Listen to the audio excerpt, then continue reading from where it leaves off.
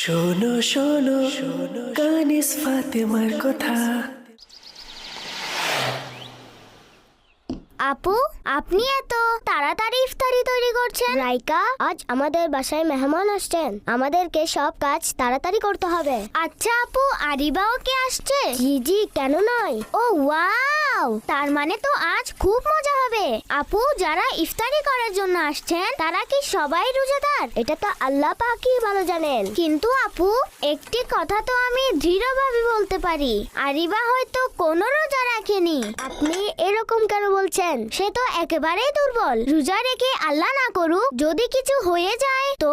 আমরা কারো ব্যাপারে এরকম চিন্তা করা উচিত নয়, বরং উত্তম ধারণা রাখা উচিত যে আমাদের সকলেই রোজা রেখেছেন হয়তো, আর রোজা রাখার ফলে শরীর অসুস্থ হয় নাকি, বরং আমাদের প্রিয় নবী সাল্লাল্লাহু তাআলা আলাইহি ওয়াসাল্লাম ইরশাদ করেছেন, সুমু